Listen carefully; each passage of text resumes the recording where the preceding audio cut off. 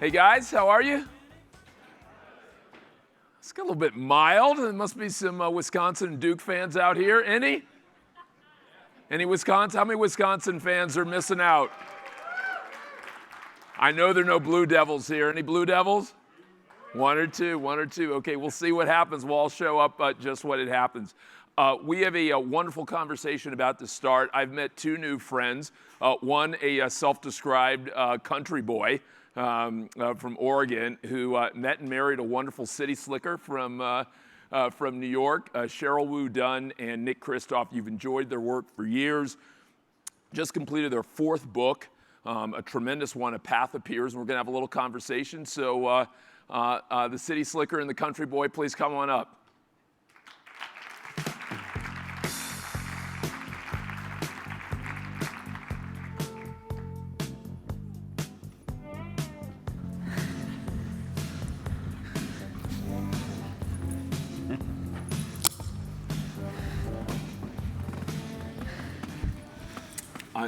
Sheryl and Nick, I badgered you with questions, and I told you I was going to embarrass you guys a little bit at the start by asking you to tell us how you met.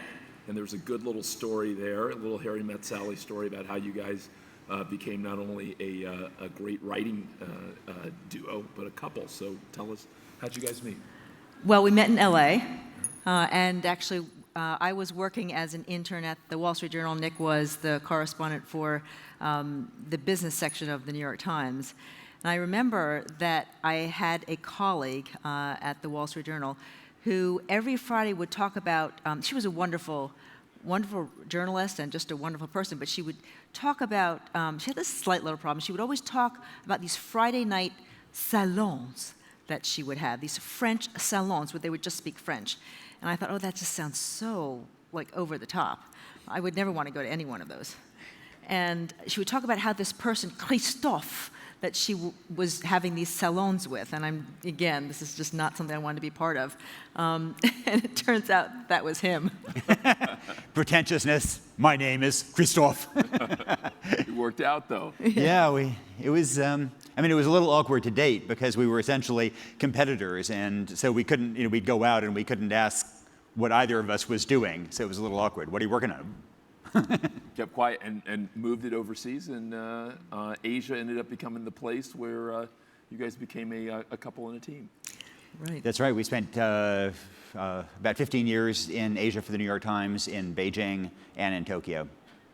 All right, so let's turn to the book. This is the fourth book, A Path Appears. What's the book about?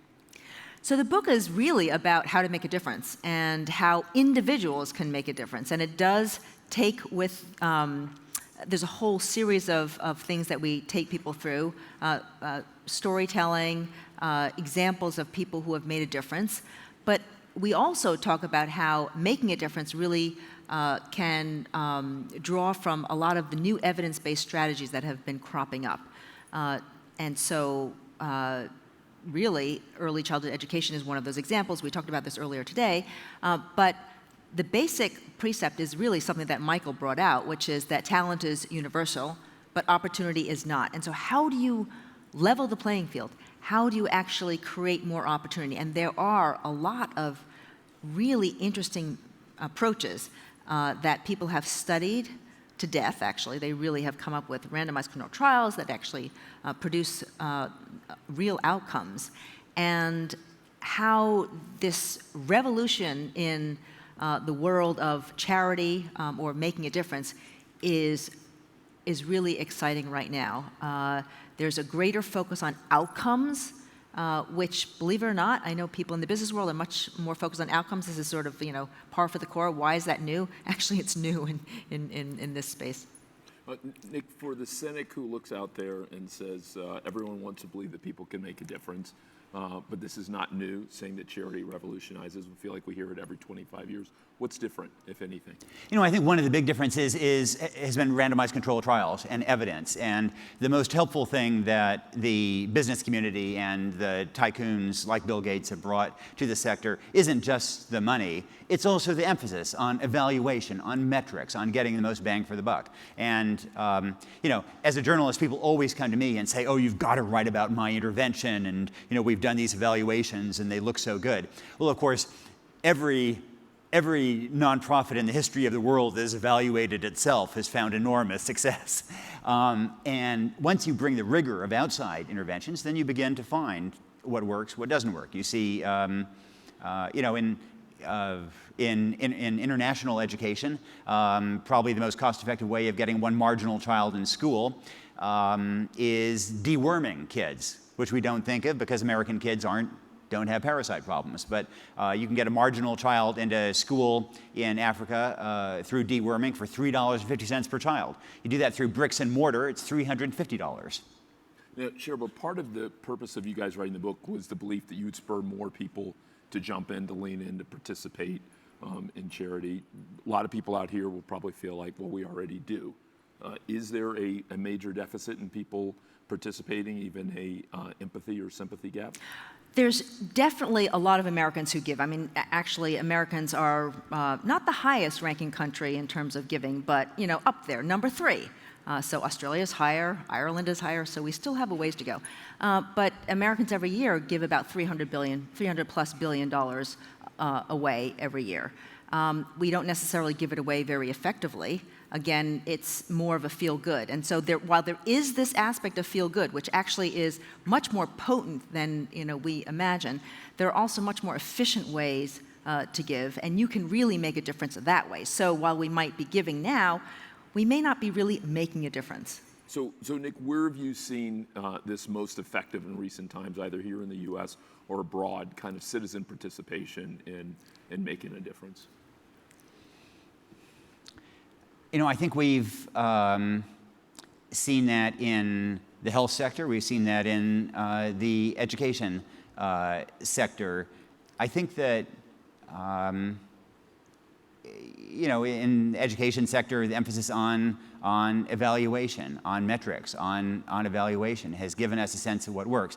My own view, I tend to be an education reform camp person, and my sense is that while the average charter school is nothing to boast of, that the best of the schools for at-risk kids are overwhelmingly charter schools, and that what schools like KIPP have shown us is that you can have interventions for the most at-risk kids, and without being able to transform the environment, you can still have much better outcomes. So that they have shown us at least that there are different outcomes that are possible.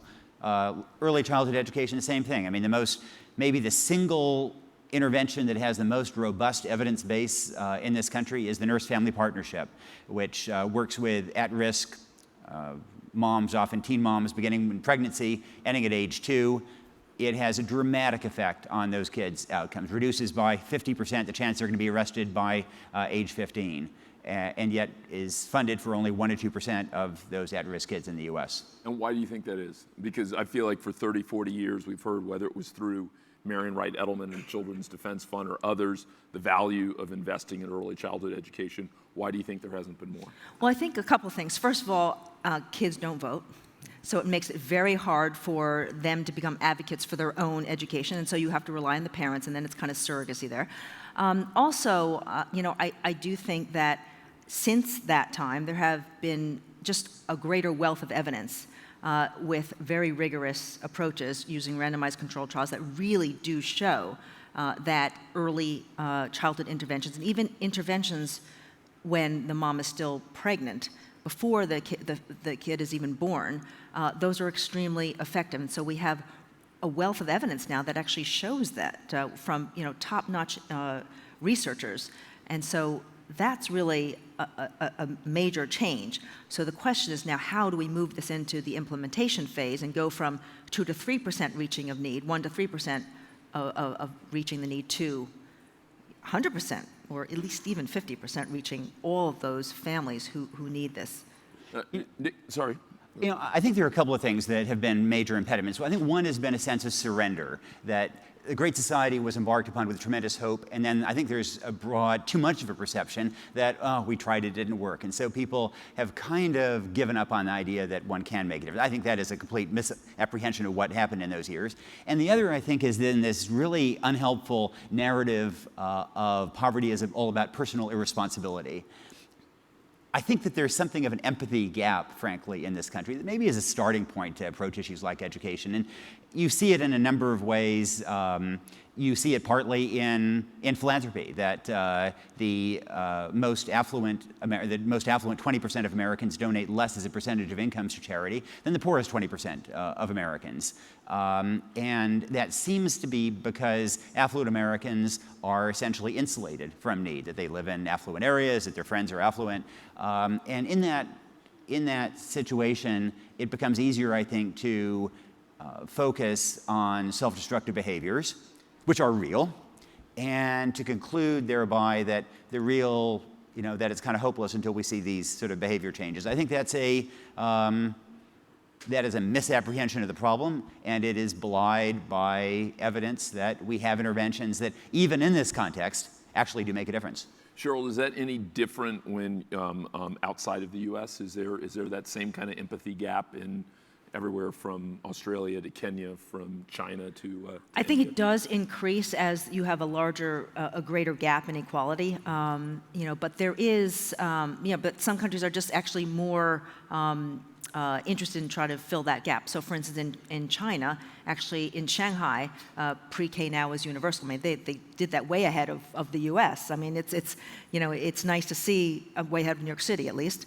And so there are countries where they're making much more progress there. In Japan, for instance, when we were actually in Japan, early childhood education was just the thing.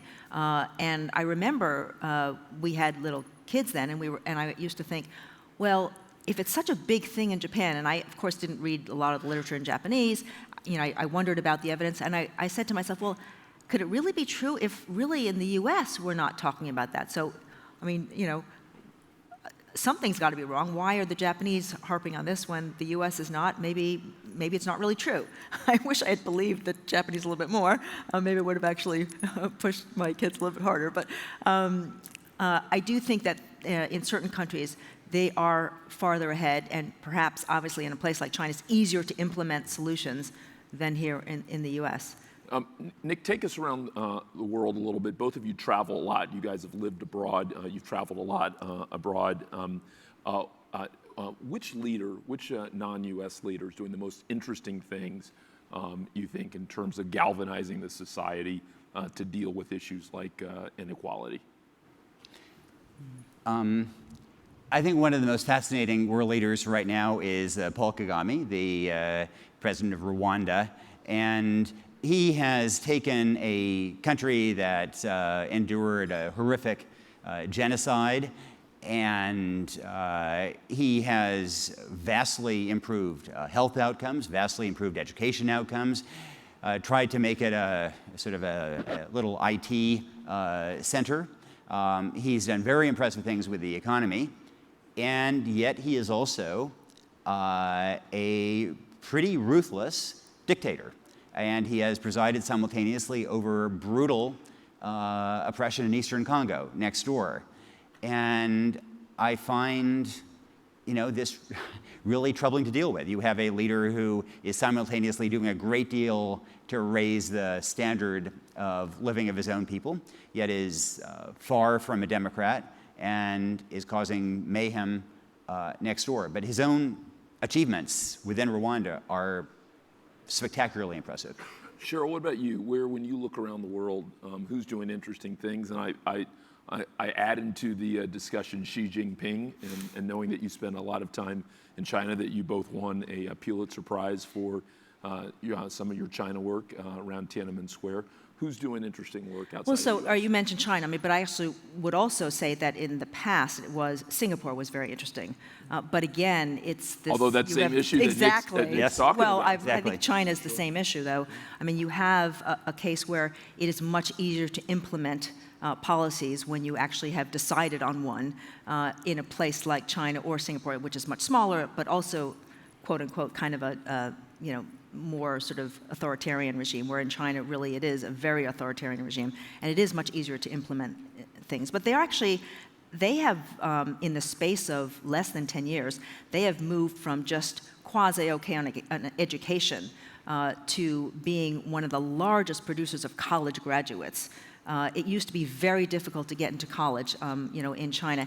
And now, I mean, there's colleges bubbling up everywhere. They almost have too many graduates. 7 million graduates, college graduates every single year. I mean, that's like, compared to something like 250,000 here in the US. I mean, the numbers are staggering. Of course, everything in China is staggering when you talk about numbers. But for them to actually go from a much lower level to building all those colleges and then moving all those students through those colleges, it's very impressive. Nick, where else outside of the U.S. are you seeing any big, dramatic, positive turns on the question of inequality and equity? I think it's fascinating to look at the power of girls' education. I've spent a lot of time since 9/11 in the likes of Iraq and Pakistan, Afghanistan, Yemen, Syria, and it seems to me that post 9/11, in our effort to combat violence, conflict, terrorism, we systematically overinvested in the military toolbox and systematically underinvested in the education toolbox and in the women's empowerment toolbox. And none of these are panaceas. But if you look at the contrast between Bangladesh and Pakistan, for example, when they were both, of course, part of the same country, split off in 1971. The one thing Bangladesh did at that point was invest in education, especially girls' education. Today, there are more girls in high school in Bangladesh than there are boys. Meanwhile, in the tribal areas of Pakistan, female literacy is 3%. I think it's not a coincidence that when we're concerned about terrorist attacks in the US, we're concerned about tribal areas of Pakistan and not Bangladesh. Yemen and Oman have a somewhat similar comparison. I think that's one reason why Yemen is now collapsed and Oman is this nice, boring country that we never hear of. And so I do wish that we would learn the policy implications of that. I think the Taliban and Boko Haram have learned those policy lessons very well. That's why they are targeting girls' education. I think we conversely haven't, even though the trade-offs are enormous. For the price of deploying one US soldier abroad for 1 year, you can start about 20 schools and fund them for 3 years. But it's interesting just to pause for a moment on Boko Haram and one of your recent columns, a critique, you said as a fan of President Obama, you had a critique of some of his Middle East policy. Isn't there a call as part of this in some cases for military action and maybe even intervention? Is that part of leveling the playing field and making sure that in some cases girls, in some cases boys and others have a chance to participate?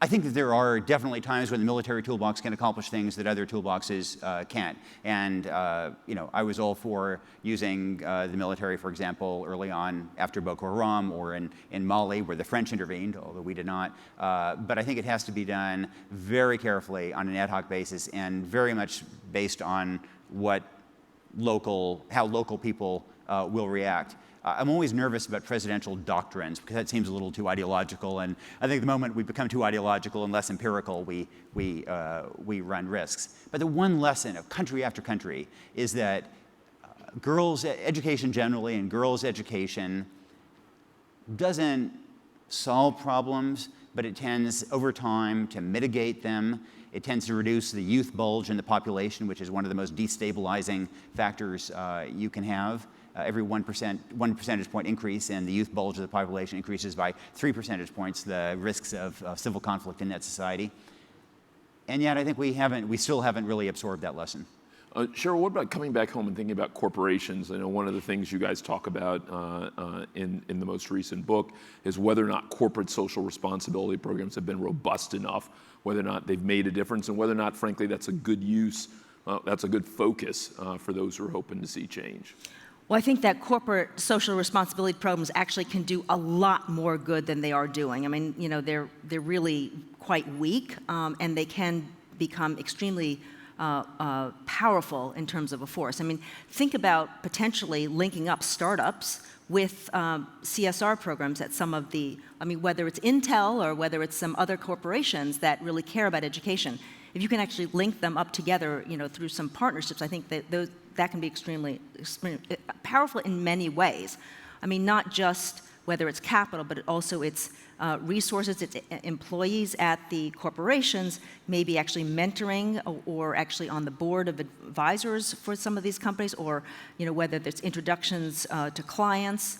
And then also on the corporate side, it actually gives employees a sense of greater fulfillment, them contributing to a cause larger than themselves, which I think gives the employees at this corporation a lot more meaning to their work. Can I just amplify on that? This isn't just about companies doing social good. I think it's also very much in their own interest. Law firms have actually done a great job on that with pro bono work. And why do they do that? Because they know that it's essential to recruit young associates.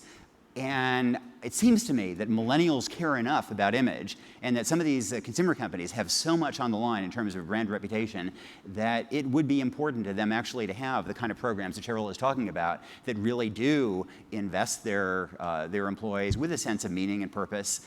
And yet, frankly, some of these companies in particular, and I think Silicon Valley is actually a particular offender here, CSR programs tend to be really window dressing and rather unimpressive. And I think there is a huge opportunity here just for self-interest for those companies that get ahead.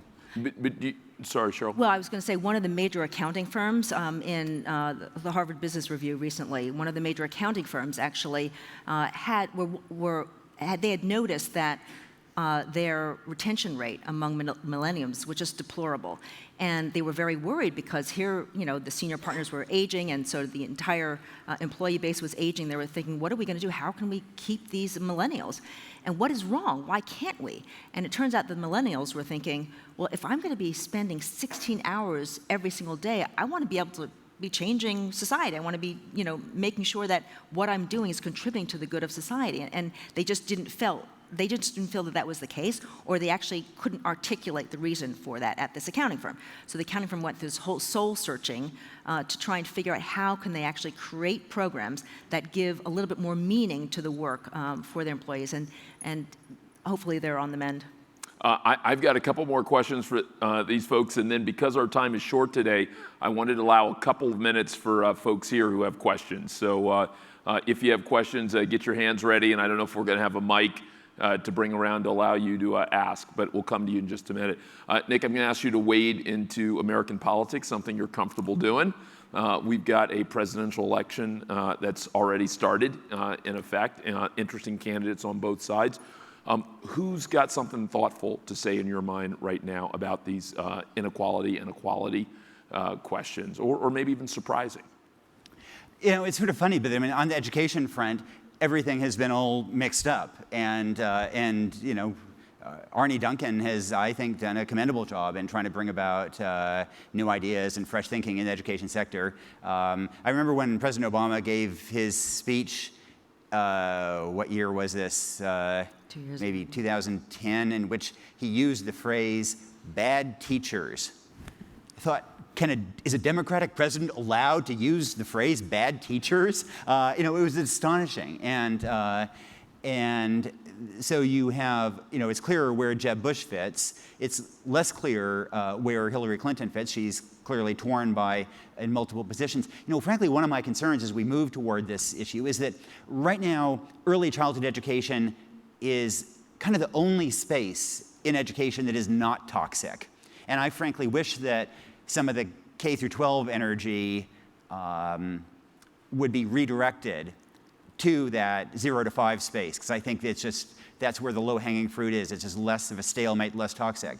But who has been more associated with early childhood education over the last 30 years than anybody else in this country? It's Hillary Clinton. And while that issue is now bipartisan, and some of the leaders in that space have been places like Oklahoma, red states, my concern is that as we move toward Hillary Clinton being the nominee, that this will become an issue associated with her, and it'll become harder for Republicans to be associated with it, in the same way that climate change, you had a certain amount of bipartisanship on climate change in the late 1990s. The moment that Al Gore became the figurehead of climate change issues, then Republican polling, recognizing this climate change as being a major problem, dropped about 20 percentage points. And I'm afraid that we're going to see the same kind of polarization in early childhood interventions that we saw with climate change if she becomes associated with this issue. I mean, God forbid that American kids should bear the burden of American partisanship, but that may well happen. Sheryl, how do you think about 2016 as you look ahead and you think about some of the issues that you hope will be discussed, or some of the big ideas? Anything out there that grabs you that you hope will be a big part of the conversation? Well, I do think that it's funny. On the one hand, because of what Nick has said, I kind of hope that education is kind of going to take a backdrop. But on the other hand, we really do need a conversation in this society about how to improve education. And so the question is how, the election, it's an opportunity, but also it carries so much risk. Is there any way that a bipartisan, productive conversation could be had around education? And I just don't know that. Out here, we're, I think I saw a couple folks ready to ask questions. Right here.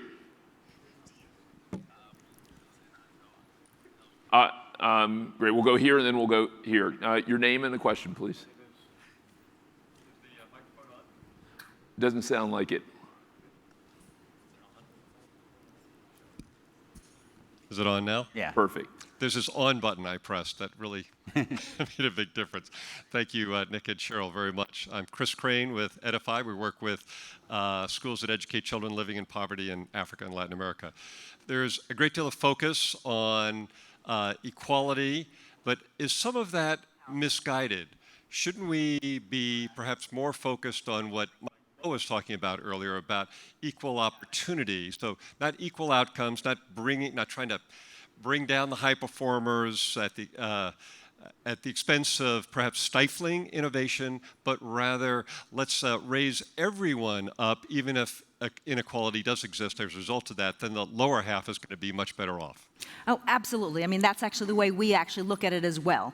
Is that on the one hand, yes, there are subsidy programs, and those are very useful, food stamps, they're very necessary. But the real way that you level the playing field is actually to give equal opportunity, but starting even before the start line. That means working with moms who are, or soon-to-be moms who are pregnant. So it's, getting at that fetus when it's a fetus, so that there are nurse visitation programs, the Nurse Family Partnership, which is probably the most studied, sort of activity. It's just been, there have been really strong randomized controlled trials that really show that with nurse visitation programs, even for 2 years, where the nurse comes and tells the mother, the potential their soon-to-be mother, don't drink, don't smoke, because that's a real issue. And then when the fetus is born, when the baby is born, talk to the baby, hug and kiss the baby, which actually we take for granted. That's so intuitive for us, but it's not intuitive for people who don't have a lot of education, who were never really raised that way, to talk to the kid, to read to the kid. Some families don't even bring in a book until the kid goes to school because, I was just talking to someone who said the mother doesn't speak English, she speaks Spanish, and she was worried about bringing books into, or even trying to read to the kid because her English was so poor and she wanted the schools to teach her child how to speak good English. Well, school officially doesn't start till kindergarten, and so you see what's playing out in some of these families. I really agree with you, and I think, in fact, liberals like myself overuse the word inequality and underuse the word opportunity. If you're trying to think about how to build bridges and actually get policies adopted that would make a difference, then I think opportunity is a more powerful word. There was some polling that showed that 97% of Americans agree that there should be broader opportunity at the start of life. 97% of Americans don't agree that the world is round. If you can get 97% of Americans agreeing on some broader efforts to create opportunity, then I think that is a way to actually get political traction for some of the things that we all believe in. See a question back here? Yes. Hi, my name is Patricia Butler, and I'm one of the companies that's part of the EdTech Innovation Labs with GSV. And your book was recommended to me, and I have to say that it was pivotal in our household. And my husband and I are interested in supporting any organizations that might focus on the 0 to 5 education and nurturing of new mothers. And I wondered if you could maybe tell us where we might find some of these organizations. The tendency tends for people to want to do delivery of services because that feels real. Maybe this is just because I come from the media world, but I would suggest thinking about advocacy. It does feel to me, in every other sector, we know that advocacy works. And you look at industry and the amount spent on lobbying in Washington. Well, people do that because it makes sense. You get, it's a great investment. And yet, those kids don't have lobbyists. They don't have advocates.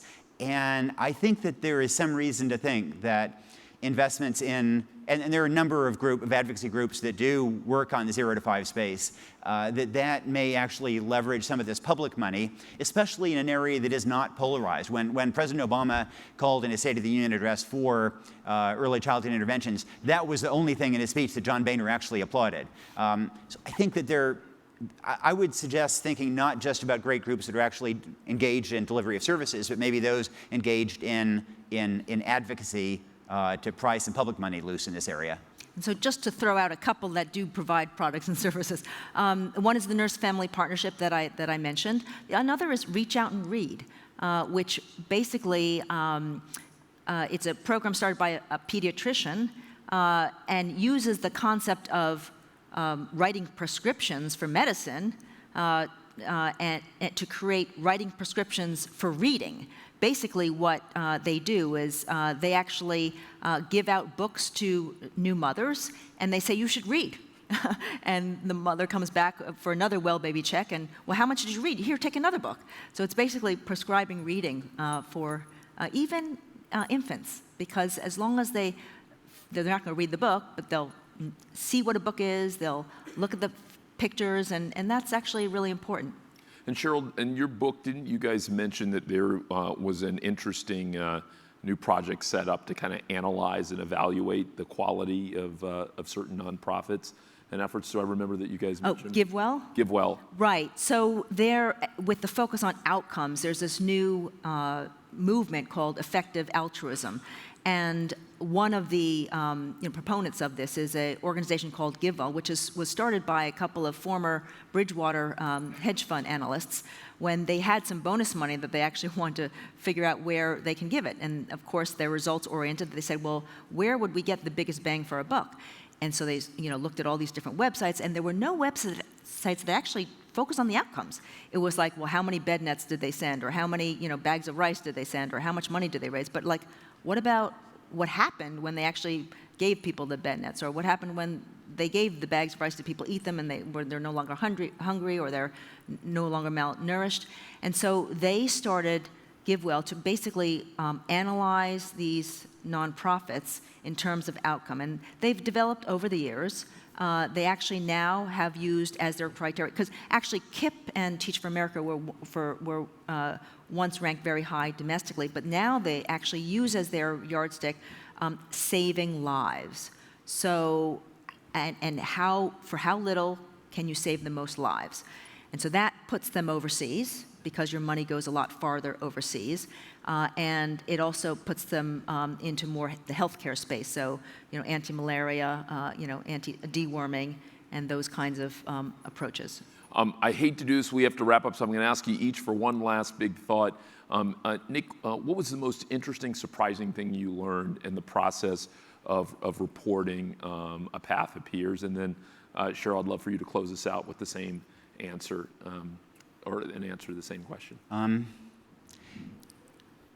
think it goes to the reason that we're all here, the evidence that the best escalator out of poverty, the best escalator to address so many of the social problems we have in this country or that exist worldwide, that best escalator is education. And that's true in Tanzania, and it's true in the South Bronx. It is equally true that for the kids who most need it, whether in Tanzania or in the South Bronx, that escalator is broken. And you see it in essentially the gap between kids socioeconomically when they enter the school system is the same as when they leave it. The American education system does nothing to actually provide more opportunity. Even in the 8th grade, low socioeconomic status kids who've managed to persevere and actually score in the top quintile, I think it is, in national test scores, they are less likely to go to college than high socioeconomic status kids who are low scoring in the bottom quintile. And talk about inequity, talk about a failure of our education system, something that historically helped make the country great and create opportunity and help all of us. I think that has largely frozen, and that is the challenge, to try to figure out how to revive that kind of opportunity through education to get that escalator going again.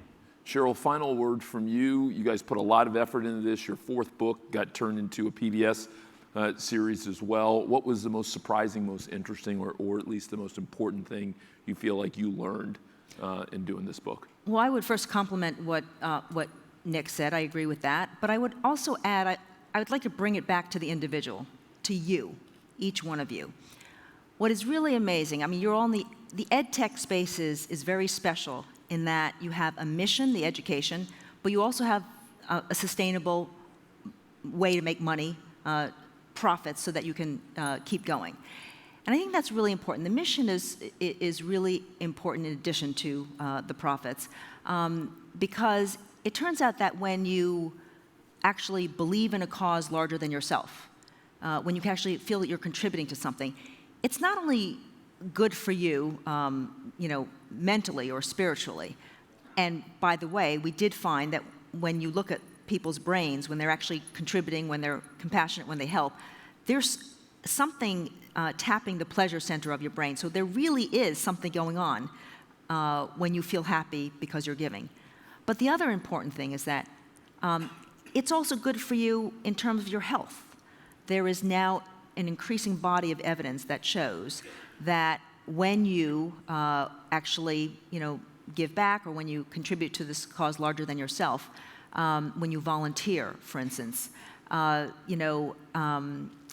it actually elevates a lot of your health metrics. So they've looked at research, and they've looked at cohorts, and they actually have found that people who actually exercise 3 or 4 times a week. How many of you exercise 3 or 4 times a week? Raise your hand. Okay, so you have, you may be reducing your risk of mortality by about 29%. So how many of you go to church or temple regularly? Raise your hands. You may be reducing the risk of your mortality by 30%. So how many of you actually volunteer for 1 or 2 organizations? Raise your hand. Well, you may be reducing your risk of mortality by 44%. So, if you volunteer for a religious running organization, there you have it. You'll be immortal. What a great way to end up. Hope everybody starts running. Big hand to Sheryl and Nick. Thank you very much. And I'm going to turn it back over to Mike Moe. We have a great conversation coming up. Nick and Sheryl, thank you both so much. Thanks. Yeah.